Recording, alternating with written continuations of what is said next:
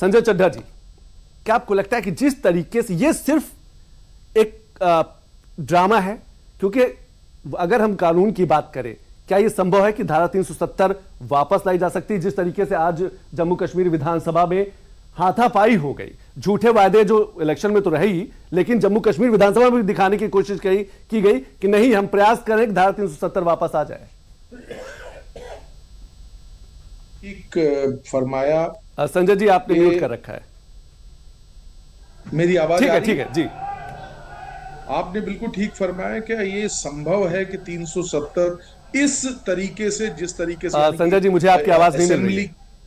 Assembly अगर कोई नियम पास करती है उसके आधार पे आता है, क्या you can do that? Sanjay ji, मुझे आपकी आवाज नहीं आ पा रही है। मैं आपके पास दोबारा आऊंगा। मैं यहाँ पर, आपकी आवाज नहीं आ पा रही। यहाँ पर जो विजुअल चल रहे हैं पीछे सदन के, उसी की आवाज आ रही है। मैं आपके पास आऊंगा दोबारा। आवाज नहीं आ रही?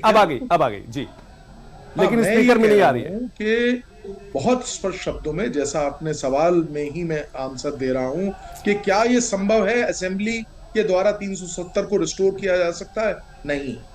अब एक हिस्टोरिकल प्रोस्पेक्टिव जिसके ऊपर सुप्रीम कोर्ट की बहुत बड़ी मोहर लग गई है, 5 बेंच द्वारा निर्णय दिया गया, क्या वो कदम जो जैसा आपने बताया 2019 में लिया गया, क्या वो वैलिड कदम था? इसकी स्क्रूटनी किसने करी है?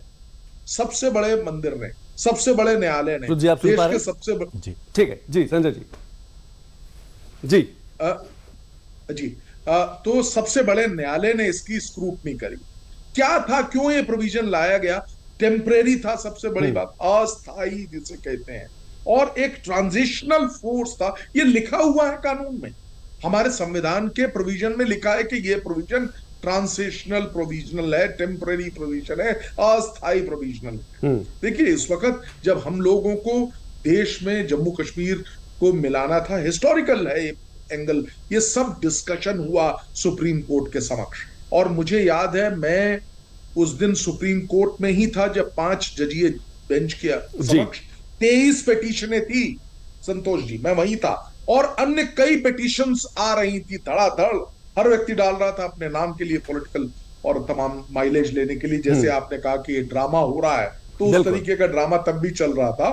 तो सुप्रीम कोर्ट ने कहा बस, इन 23 पिटीशन को अपने स्वीकार कर लिया, अब कोई नई पिटीशन रजिस्ट्री स्वीकार नहीं करेगी। मैं वहीं था कोर्ट में, और उसको एडमिट करके, और एक तरतीबवार बहुत लंबे तरीके से, बहुत लंबा एक डिस्कशन चला।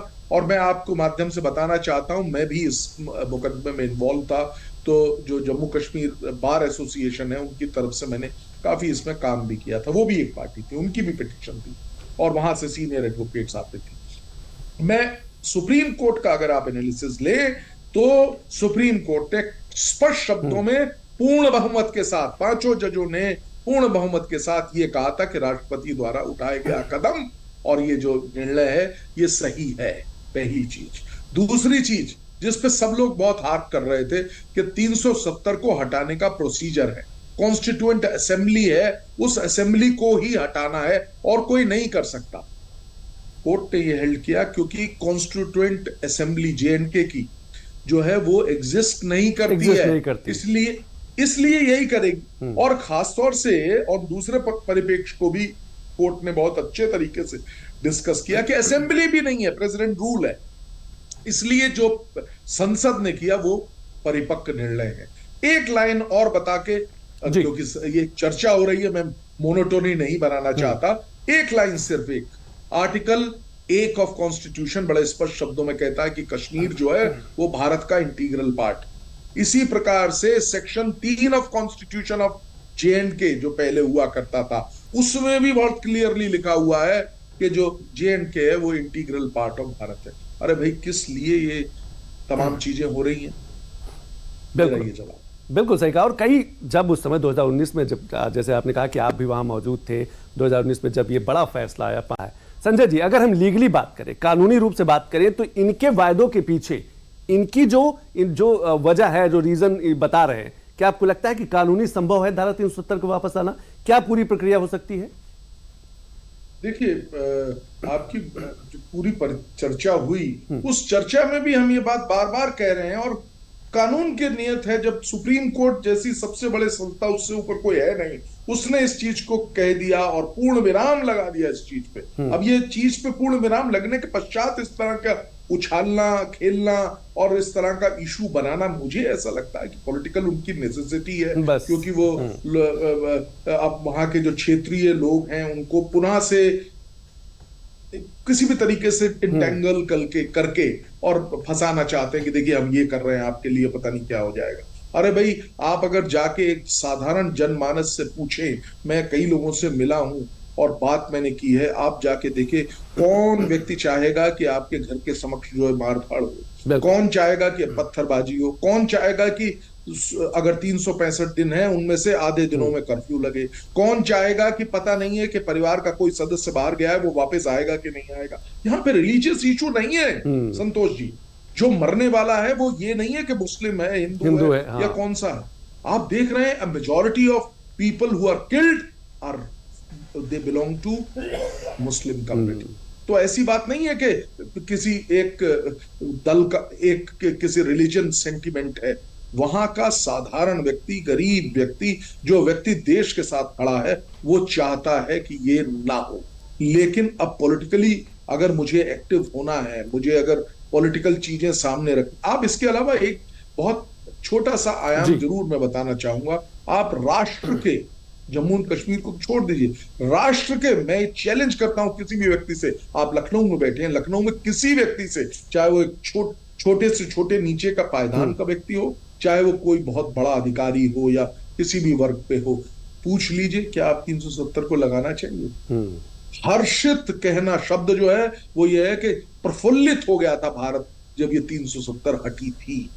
आप, और मैं उस पर जाना नहीं चाहता, मेरा इशू। क्या आपको लगता है ये एक बार फिर अलगाववाद जो की बात की जाती रही है जम्मू कश्मीर में, अलगाववाद एक सियासी विचारधारा भी रही है, वो दोबारा वापस लाने की कोशिश की जा रही है?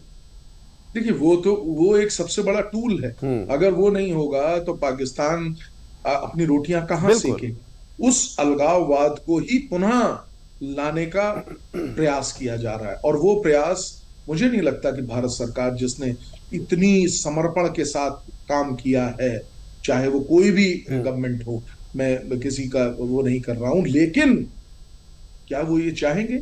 आंसर बहुत कड़े शब्दों में, बहुत स्पष्ट शब्दों में यही है कि नहीं। तो उसको भी बहुत सख्ती से निपटा जाएगा, इसमें कोई राय नहीं है। एवरीबडी नोज, आप भी जानते हैं, मैं भी जानता हूं, लेकिन प्रत्यक्ष को प्रमाण क्या, अगर इस तरह की कोई बात होगी तो वो चीज भी सामने है। आज बीजेपी ने प्रेस कॉन्फ्रेंस भी की है, स्मृति जी, संजय जी, पॉलिटिकल करप्शन है ये, सिर्फ रेवड़ियां बांटना नहीं, लोगों से झूठे वायदे करना नहीं, ऐसे सब्जबाग, ऐसे सपने दिखाना, वो भी कहीं ना कहीं करप्शन है। और ये जैसे रुद्र ने सही कहा, आने वाली पीढ़ियों के लिए आप क्या मैसेज देना चाहते हैं? कैसा जम्मू कश्मीर चाहते हैं और कैसा का जम्मू कश्मीर, क्योंकि जम्मू कश्मीर ने अपने आप को बदलते हुए देखा है 2019 के बाद, चाहे निवेश की बात करें, रोजगार की बात करें, पर्यटन की बात करें, और सिर्फ विकास की नहीं, सियासी रूप से भी बदला है। ये वही जम्मू कश्मीर जहां 15 से 20% वोटिंग हुआ करती थी, और अब विधानसभा का चुनाव हो चाहे लोकसभा का चुनाव हो, 60% 65% तक पहुंची है। संजय जी, रुद्र जी ने बहुत स्पष्टता के साथ, बिल्कुल जो सत्यता के साथ रादर बात कही, और बिल्कुल 100%। मुझे तो ऐसा लगता है कि जो इस सारे उसका जो कल्बिनेशन है वो ये है कि जो मैक्सिमम हो सकता है आज के परिप्रेक्ष्य में, वो है मात्र और मात्र यूटी का जो स्टेटस है वो बदल के स्टेट के उसको कर दिया जाएगा। और मेरे ख्याल से इससे, और इसपे तमाम पार्टियां राजी भी हैं, कांग्रेस भी, भारतीय जनता पार्टी भी और अन्य पार्टियां भी इस चीज पे से सहमत है कि phased, it is a temporary arrangement. जैसा कि मुझे याद आ रहा है, गृह मंत्री ने भी कहा था कि ये टेम्परेरी अरेंजमेंट है, तो इस चीज से कोई भी दूर नहीं है और ये इस चीज को सब फॉलो करना चाह रहे हैं। एक तो ये मैं बात बताना चाहता हूं। दूसरा, अब क्या है स्थिति, आपको याद होगा कुछ वर्ष पहले, यानी कि 2019 से पहले हम लोग पढ़ा करते थे, हर कानून में, हर नियम में, चाहे वो कोई भी कानून हो, सैकड़ों बल्कि हजारों की संख्या में कानून है हमारे देश, लॉ बने हुए, स्टैच्यूज बने हुए, उनमें सब में एक लिखा जाता था कि ये accept in the state of J&K, ये हट गया है। अब पूरे देश में एक कानून होगा, जैसा कि हर देश में होता है। भाई, हमारा देश उससे अलग क्यों है? अलग क्यों है? तो और एक्सेप्शंस भी हैं। जहां पे किसी उनको स्वायत्ता प्रदान करनी है, मजबूती देनी है, उन तमाम चीजों को भी ध्यान में रखा गया है। तो ऐसी बात नहीं है, मुझे ऐसा लगता है ये तो सिर्फ एक पॉलिटिकल ड्रामा है, और उस पॉलिटिकल ड्रामा को इनको करने के अलावा और कोई चारा भी नहीं है। इनको दिखाना भी तो भी कुछ कर रहा है, हमको, हम वहां की जनता के लिए कुछ कर रहे हैं, सो कॉल्ड तरीके से कर रहे हैं। तो मुझे लगता है कि ये जी आप कुछ पूछना चाहते जी? मैं संजय जी बात कंप्लीट करिए आप।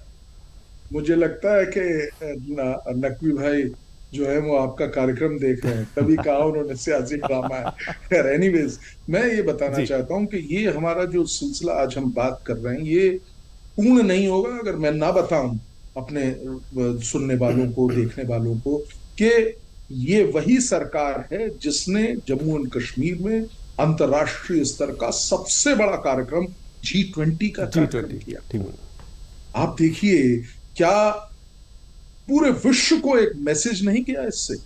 और उसके बाद जैसा रुद्र जी ने बहुत सक्षमता से बताया कि कैसे वहां पे चुनाव कराया, जीत हार को पीछे रख दिया, वो उससे कोई लेना देना नहीं था। लेकिन एक जो परंपरा, परिपाठी लोकतंत्र की जो परिभाषा, भारत सबसे बड़ा लोकतंत्र, उसको स्पष्ट शब्दों में सब विश्व के समक्ष जीवंत होते दिखाया। तो ये, और ये इसके बाद अब बचता क्या है मुझे समझ नहीं आता। लेकिन वो लोग तो सिर्फ जैसा आपने कहा और आपके बाद नकवी जी ने भी कहा कि सियासी रोटियां सेकी जा रही, इसलिए मुख्तार अब्बास नकवी एक बड़ा बयान आया कि धारा 370 अब कभी वापस नहीं आ सकती।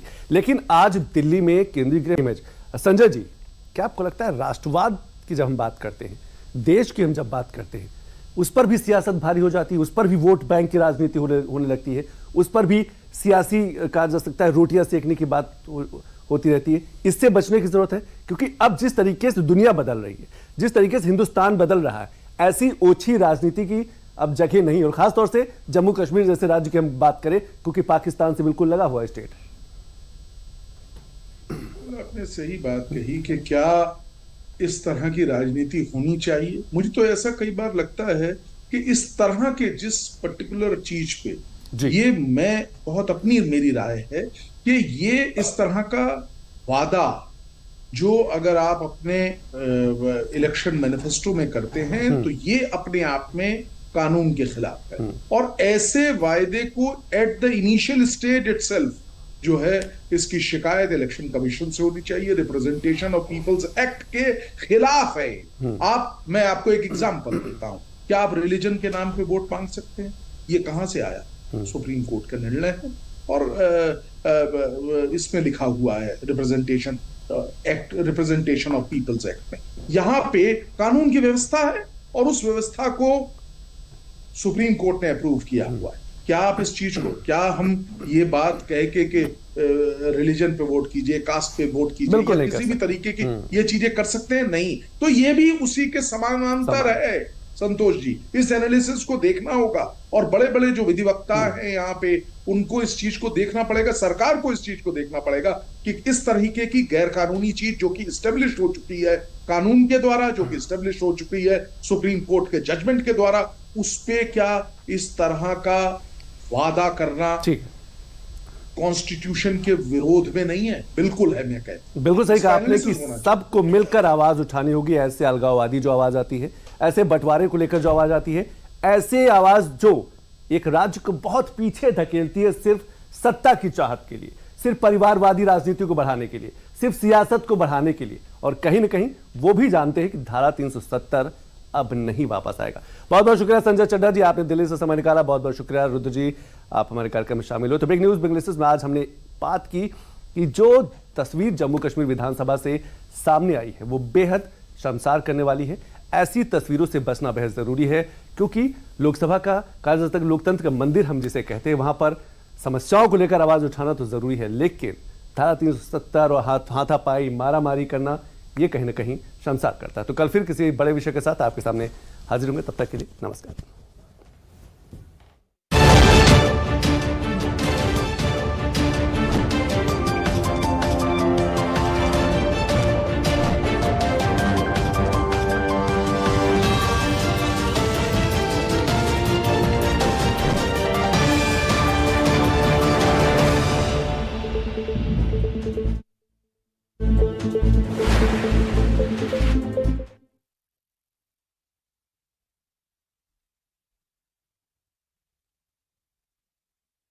खान से बने किंग खान, शाहरुख खान के शुरुआती टीवी सीरियल फौजी का प्रसारण दूरदर्शन पर।